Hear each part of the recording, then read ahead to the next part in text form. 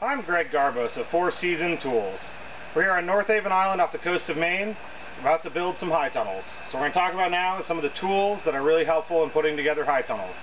Obviously not everybody has all the tools that we have, that our professional crew has, but it's really helpful to know what some of the tools are and what they're used for.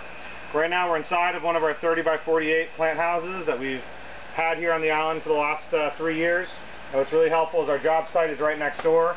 So we've got a spot right here on all these benches where we can lay out all the tools and help get things organized. One of the first things that we have over here by all the power is a bunch of rechargeable batteries.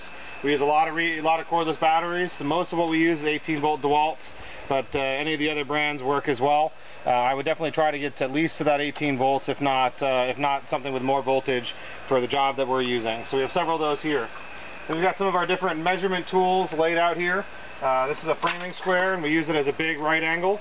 This is a really great tool, especially when you're building metal end walls or anything that you need to make sure you get all of your right angles correct. So we definitely like these. The bigger the squares, the better. These are safety glasses, obviously really important. I'm wearing safety sunglasses.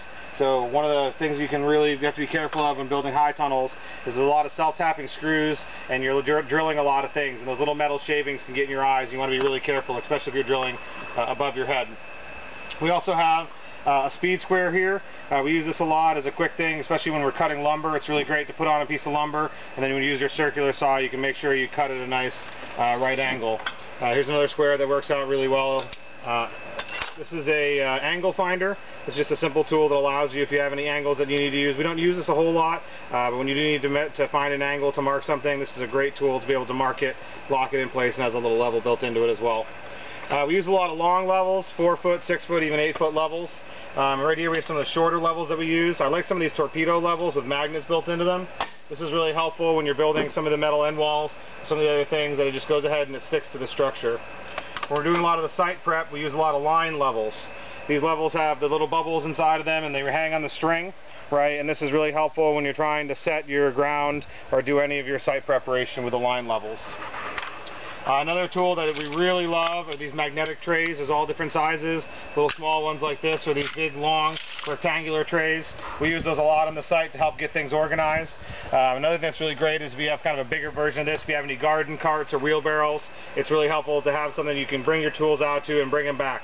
Especially if it rains, it's a great way to bring your tools in quickly.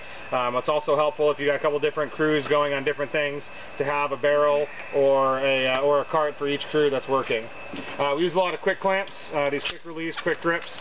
That obviously having a set of clamps is really helpful, especially if you're doing anything by yourself or you need something just to set up to hold up a pair of hands.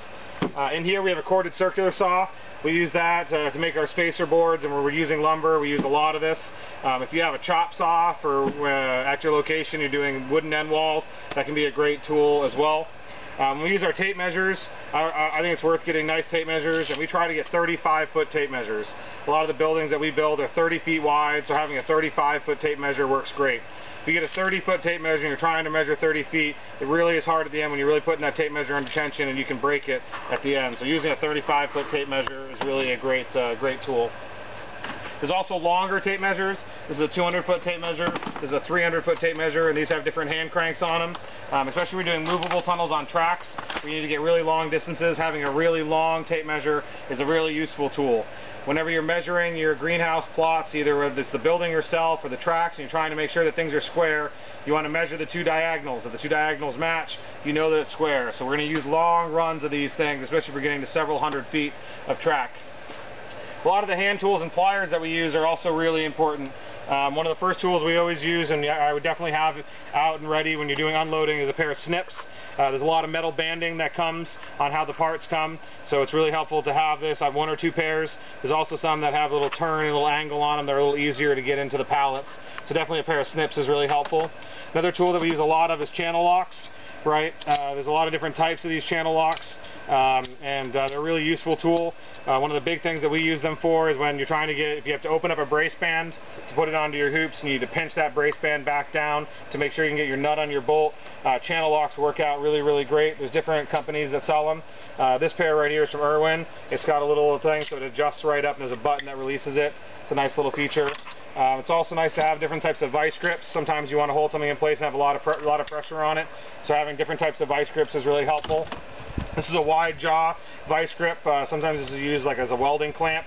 What we use this for is whenever we're using metal purlins or hat purlins for like metal baseboards, and we need to put our purlin end caps onto our hat purlins. This is a great tool. So you need a wide jaw to get on there, clamp it in place so that you can put your self-tapping screws in. Sometimes we also use pipe wrenches. We also a lot of times use a bigger version of this. Sometimes it's helpful if you need to twist a pipe to get one of your rollers to line up, or if you're working with your hoops and you need to twist something to get them all in line. A really wide-jawed pipe wrench works out really, really great. We even carry a large pair of channel locks for the places that we really need a big jaw to open them up. If you have any nuts that you haven't been able to get off, this is a pair of vice grips. I call these nut grabbers, and what they are is they're designed in such a way where this goes on a nut. So if you've got a nut that won't get off and is really, really stubborn, this is one of the best tools you can. Spray some penetrating oil, let it sit for a while, get this onto the nut, and it'll help you twist it in place. But the geometry of this allows it to adjust to different size nuts, and it's a great way to get off a stripped nut. Then we just have some regular pliers that we use, and then several pairs of needle nose pliers.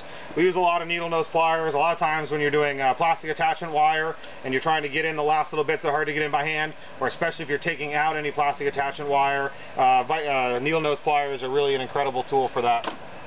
A lot of different hammers that we use in the site. Definitely steel hammers work out great. We also find it's really helpful to have a large rubber mallet in case you need to bang anything. You don't really want to mess up the metal too much. Sometimes you're trying to get two pieces together and you need to bang on one of the ends that swage. You don't want to damage that so that you damage the swage. So a really nice big rubber mallet's a great thing to have on the job site. Other things that are great, little zip ties.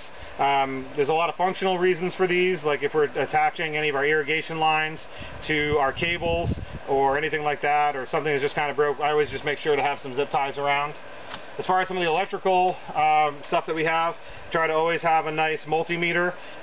Typically the stuff that we're working with is usually 12 volts or 115 volts, 12 volts DC or 115 volts AC. So you want to make sure you have something that has DC and AC as an option. This one's actually really nice. It has data logging on it, so sometimes you need more advanced controllers. You can actually hook this up to a computer and you can download some of the sine waves or different types of stuff that you're using.